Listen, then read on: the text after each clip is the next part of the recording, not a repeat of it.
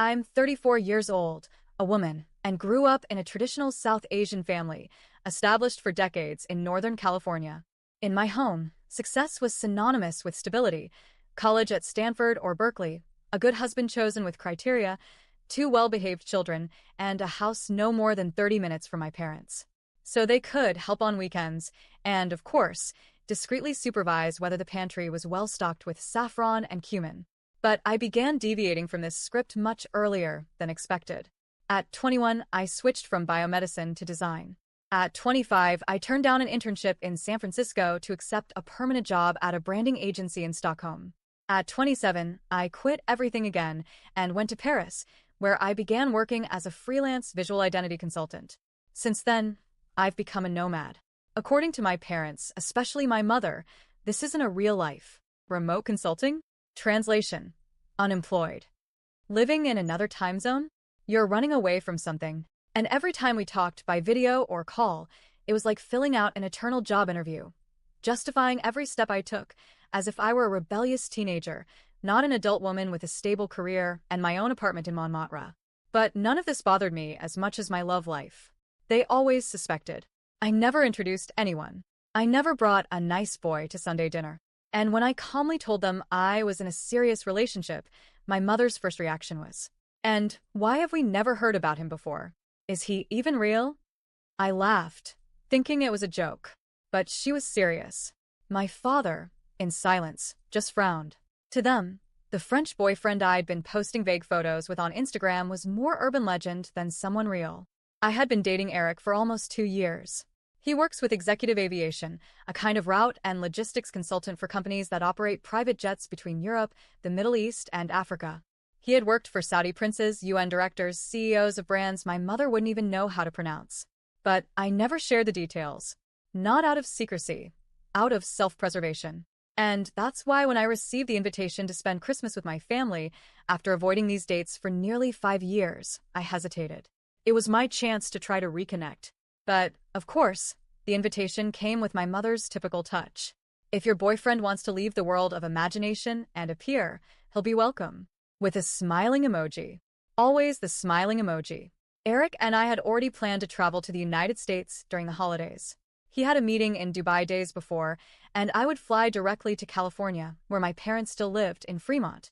He said he would meet me on Christmas Eve, arriving no more than an hour or two late, if the private flight he was catching from Paris to San Francisco wasn't delayed.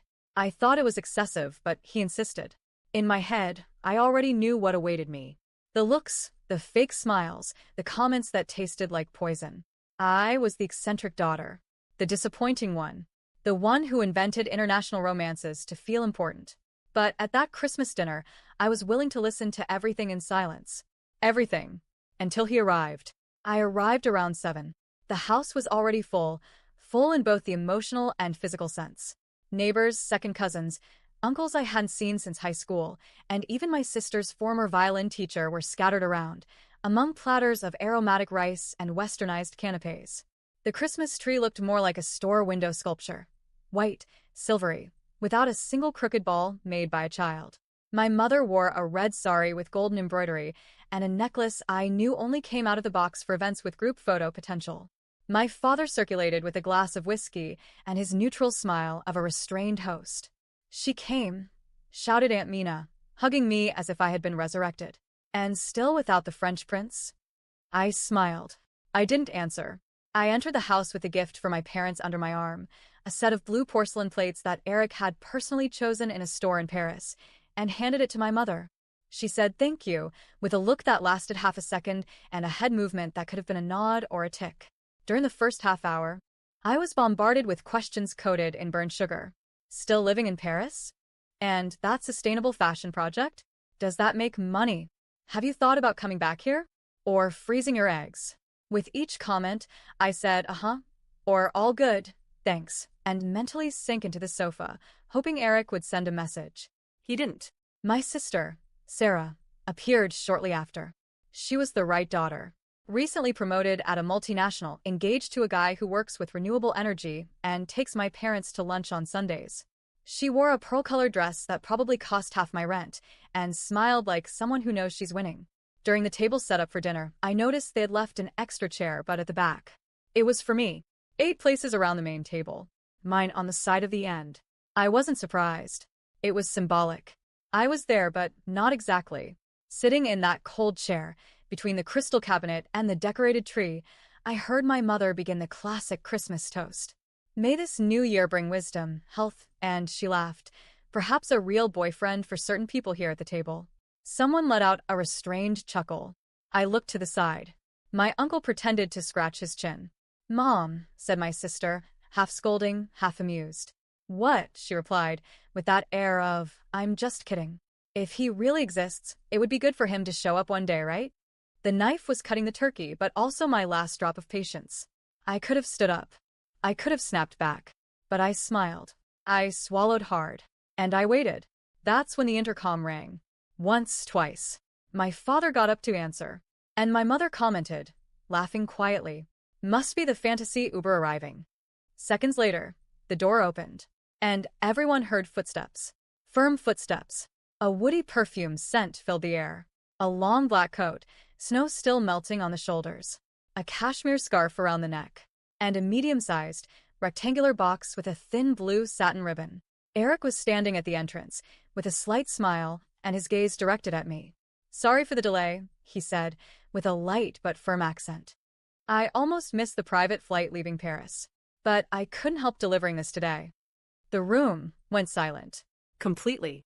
He walked up to me, bent down slightly, handed me the gift, and kissed my forehead. "Merry Christmas, mon amour." I was still sitting. But that night, even without standing up, it was as if I had finally stood tall. For 2 seconds, maybe 3, no one said a word. It was as if time had slipped between the blinking lights of the tree and the muffled sound of the television turned on in the next room. The smell of cinnamon, cloves, and roasted turkey still lingered in the air, but had lost its warmth. Everything now seemed suspended. Frozen. Eric smiled, like someone who didn't notice the tension. But of course he noticed. He noticed everything. It was a habit of people who deal with airports, operations directors, time zone changes, and last-minute deadlines, reading the environment in 2 seconds and responding with millimetric precision. "Good evening, everyone," he said, in a polite, articulate, but not robotic English. "I'm Eric. I finally had the pleasure of arriving. I hope I didn't interrupt anything important." My mother was still standing next to the turkey, the knife frozen in the air. Her smile now seemed to have been sculpted in plaster. "Oh, of course. Welcome," she said, her eyes blinking rapidly. "Come in." Eric approached the center of the table and placed the gift box on the sideboard. "I brought something special for the lady of the house," he said, looking at my mother. "Carefully chosen in Montmartre." She hesitated.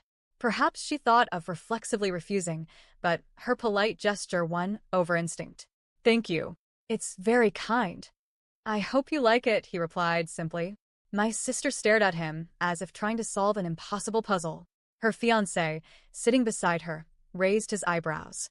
My father cleared his throat, disconcerted, and took 2 steps forward, extending his hand. "Mr. Eric, welcome to our home." "Please, just Eric. Sir makes it seem like I aged 10 years on the flight," he replied, firmly shaking my father's hand. A few discreet laughs sounded. Relief. Someone finally broke the tension. A cousin in the corner muttered something about his coat, looking like it came from a movie. Another commented, quietly, "He looks like an actor."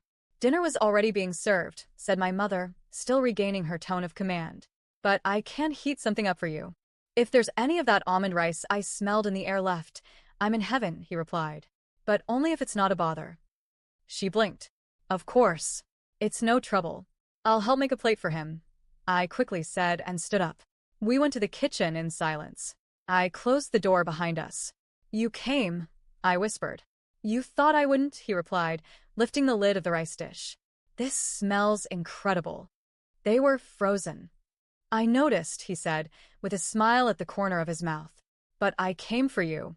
I stood for a few seconds looking at him. Coat still on, hair slightly disheveled, hands moving naturally among the dishes. As if that kitchen were his. As if that Christmas were ours. "They thought you didn't exist," I confessed, putting rice on the plate. "I do exist. And I really appreciate your courage in keeping me where I've always been, close to you, even at a distance." My eyes filled up, but I didn't let them overflow. There, alone with him, I realized how much I had grown accustomed to defending myself, to justifying myself, and how much it took just one person showing up for real to dismantle all the jokes, all the insinuations. We returned to the room together, him beside me, Not behind. not as a supporting actor, as part of who I am. And for the first time, no one dared make any jokes at my expense. When we returned to the dining room, conversation had resumed, or at least was trying to. The words sounded polite, but came like mounted trenches. No one wanted to be the first to make a mistake. The first to say something Eric might consider rude. Or worse, that I could use as ammunition. My mother adjusted the silverware as if it were a jewelry store, each fork in its exact symmetrical position. My father served wine to others as if he were acting in a cordiality advertising campaign. And my sister, Sarah, played with the edge of her glass like someone trying to keep emotions silent. Eric sat down next to me, even though he was invited to occupy one of the central chairs. He declined politely. I prefer to stay here. I like having the best view of the most beautiful woman of the night, he said. One of the aunts discreetly choked on her water. A cousin laughed without looking at anyone. Sarah rolled her eyes. So, Eric, my father began. You work in aviation? That's right. Today, more in the planning and operational security part. I help companies organize private flight routes in regions with more delicate logistics, he explained, between one forkful and another. But I started as a pilot at 22. Private flights? Asked an uncle with an expression between fascination and distrust. For whom? Various clients. Diplomatic teams, artists, businessmen. Many people who value agility and discretion. The word fell like a whisper. The same word my mother had so often used to accuse me of hiding things. Of being too closed. Of never trusting her with the serious parts of my life. That sounds interesting, my mother finally said. Yes. It's a small world, but full of stories. I just can't tell many of them, he smiled. My sister, who until then had only been observing, decided to speak. And how did you two meet? It was in a cafe in Paris, I answered. A rainy day. He took the last croissant, and I almost snatched it from his hand. I offered half, said Eric. She accepted, but then ate all of it. Some laughed. Others just looked. But the effort was visible. Eyes trying to accept what didn't fit the script everyone had already rehearsed in their heads. They wanted to see him as exaggerated, arrogant, or fake. But he wasn't any of that. He was just firm. Real. At a certain point, my mother got up from the table and went to the kitchen. I stood still for a moment until I realized she was taking too long. I followed her.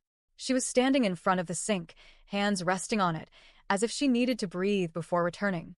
Is everything okay? I asked. She didn't answer immediately. Then, without looking at me, he is handsome. Yes, I know. And polite. I know that too. She slowly turned her face. Why did you never tell me it was so serious?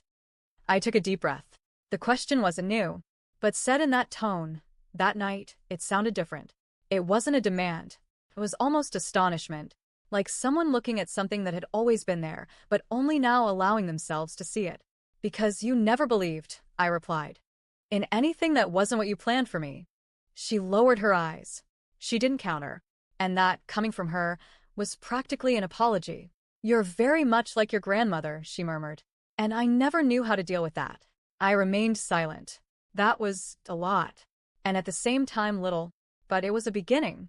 Perhaps for the first time in years. Before I could respond, Eric appeared at the door with 2 glasses of sparkling wine. Is everything all right here? He asked, with a slight smile. Yes, I answered. Everything is different. We returned to the room slowly, in silence, like people returning from a crossing. The dinner continued, but the atmosphere was different. Less rehearsed. Less tense. People were already speaking to Eric without measuring their words so much, even if it still sounded like a collective test, as if everyone wanted to find the flaw in the charm. But he seemed immune. He asked about the recipes of the night, complimented the Christmas decoration, and showed genuine interest when one of the uncles started talking about the time he missed a flight to Miami and slept on the airport floor. He laughed as if he were among old friends. Natural. Completely at ease. This, more than any gift, was what dismantled the armor of the people in that room. Can I open the present now? I asked, pointing to the blue box on the sideboard. That's what Christmas is for, isn't it? Said Eric, crossing his arms, as if hiding something. I picked up the box carefully, but there was no need.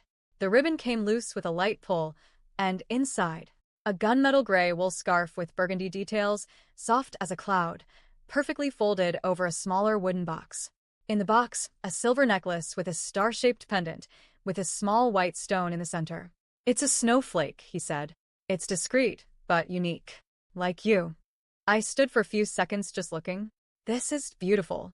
I wanted you to know that, even when I'm not near, you've always been visible to me, he replied calmly. Even when your family couldn't see. My chest tightened. I didn't know whether to laugh or cry. I just hugged. Tightly. Without saying anything. I didn't need to. The gesture already said what language couldn't reach. My mother, who was observing from afar, took half a step forward. It is beautiful, she said. Thank you, I replied, without taking my eyes off Eric. Sarah appeared soon after with a dessert plate. Mom, would you like pudding? My mother hesitated. Later. I'm not hungry right now. That caught me by surprise. My mother never refused pudding, but at that moment, she seemed more occupied with thoughts than with taste. And I realized something in her had broken or started to break. A kind of hard pride that, gradually, became too uncomfortable even for herself. My father passed by with a bottle of wine, offering to fill Eric's glass. A Frenchman likes wine, right? Eric thanked him with a smile. Very much. But today, I'm falling in love with your wife's cashew juice. Real laughter echoed through the room. For the first time that night, the sound was light. It wasn't tense. It wasn't forced. It was the laughter of those who, even without admitting it, were beginning to accept that maybe I wasn't a detour from the path.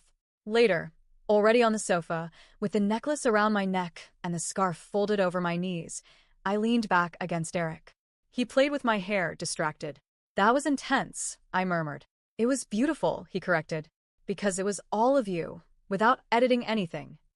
The party was beginning to disperse, but I didn't want to sleep or leave. I just wanted to stay there, between the lit fireplace, the blinking lights on the veranda, and the certainty that, for the first time in years, I wasn't the shame of the night. I was presence. The night was slowly dying. The Christmas lights were still blinking rhythmically, but the house was emptier, quieter. The guests had left gradually one by one, taking with them the poorly disguised astonishment, the cut-off whispers, and, deep down, a discomfort I knew well. The discomfort of reviewing a story that had already been considered closed. My sister and her fiancé were the last to leave. She gave me a quick kiss on the cheek, like someone who was still processing everything. Her fiancé shook Eric's hand with respect, perhaps even admiration, and wished happy holidays like an executive greeting an important client. My father was locking the front door, while my mother collected the plates with the automatic movements of someone who wants to appear too busy to feel anything. Eric and I were still sitting on the sofa. The room seemed different, and perhaps it was. My mother passed near the Christmas tree, and, for a moment, her eyes met mine through the reflection in the cabinet mirror. She looked away, but not quickly enough. Eric stood up. Would you like me to help with the dishes? My mother stopped, staring at him for a second. The proposal, coming from a man, a foreigner, and moreover a guest, seemed to briefly leave her without a social code. No need. I'll take care of it, she replied. But thank you. Then I'll put away the dishes on the table. I can at least do that. He collected 2 plates before she could stop him, and headed to the kitchen. We were alone. The tree was blinking behind me. He is kind, she said, without emotion. He is everything you thought didn't exist, I replied, more firmly than I had planned. She took a deep breath. It's not that. I just didn't imagine he was real. Because you never asked. You always presumed. She sat down slowly on the arm of the chair, without looking directly at me. When you were little, you said you wanted to live in another country. I thought it was a phase. That you would change. Come back. But you didn't come back. I remained silent. Sometimes, silence answers better than any argument. I didn't understand your choice, of course. I didn't understand you leaving secure jobs. And even less did I understand spending Christmas alone for so many years. But today, I understood one thing. She turned her face, finally looking at me. I don't need to understand everything to respect it. That disarmed me. I wanted to say something, but nothing came out. She got up again, impatient with her own vulnerability, and walked to the tree. "The gift he gave me," she said, handling the box. "A scarf. Blue, with gold details. Did you know?" No. "It's just like the one your grandmother wore. The one in her wedding photo. Do you think it was a coincidence?" I thought for a second. "I think he saw you, even without ever knowing you. Maybe that's why you found it so strange." She smiled, half cynical, half touched. "Maybe." Eric appeared at the kitchen door, wiping his hands on a dish towel. "Dishes done. Now can I earn points as a grade A guest?" "You already have, Eric," she replied, surprising us both. "You have for some time now." He winked at me, and I returned with the smile I had kept all night. It wasn't a smile of revenge. It was relief. The feeling of, for the first time, fitting into my own story without having to apologize for it. The house was almost empty when Sarah returned. She said she forgot her phone, but as soon as she crossed the door it was clear she wanted more than a forgotten device.